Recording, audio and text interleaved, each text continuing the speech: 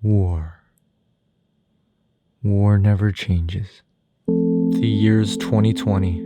Jeremy goes to the park to practice the same 5 flips he always does, hoping his audience can't see his lack of progression.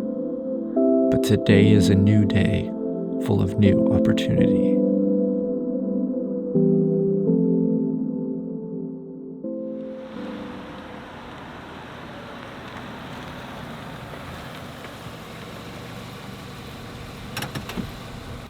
All right, we're at the park now. Kamara's gonna go over to these swings over yonder.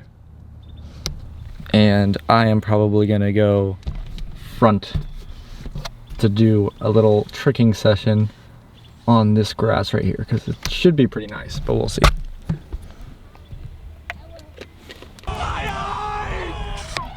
That's better. All right, change of plans. There's a nice little grass patch right here, right by Kamara, so she can keep an eye on me and make sure I don't get into trouble. She said she's gonna jump off the swing. All right, babe. Okay. You can go a little higher than that. What? That was incredibly underwhelming.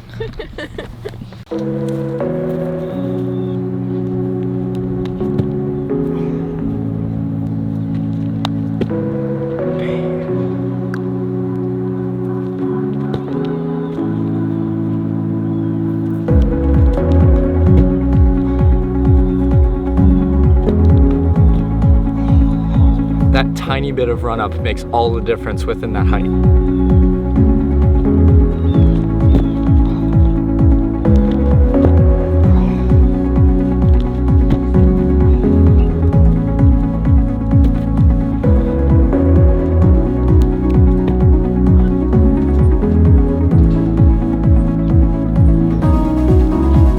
Does that count as an aerial? That was either a mediocre butterfly kick or the world's worst tricking aerial, but I'm gonna see if I can do a little bit better.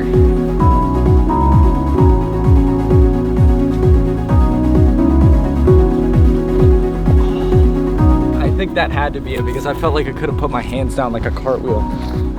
I'll let you guys be the judge of that one. Again, still looked absolutely horrible, but I feel like I'm getting at least a little bit more flexible, and that's a good thing.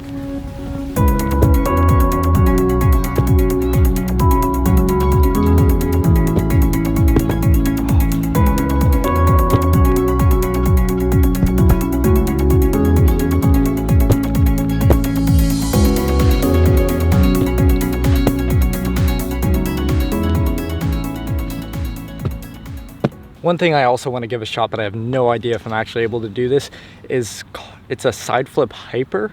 So you do a side flip, but then at the last second you basically turn 90 degrees and land on the opposite foot that you would normally land on. So for me, I land on my left foot first, but for the hyper I would turn, I guess 180 degrees, maybe not 90, and then land on my right foot first.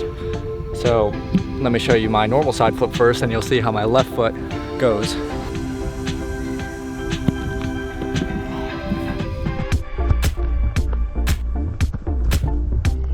That's the side flip step out, just to exaggerate the fact that my left foot is landing first with that variation, but the hyper is the opposite.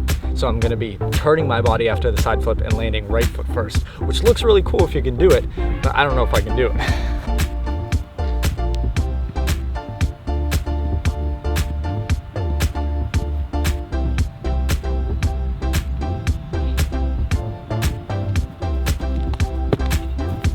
Did I just do that first try? Was that just first try? That was it. I mean, it wasn't pretty, but I think I can clean that up, and that was first try. That was not as hard as I thought at all. I think I could do that a lot better, so I'm just gonna keep repping that out because that felt really cool.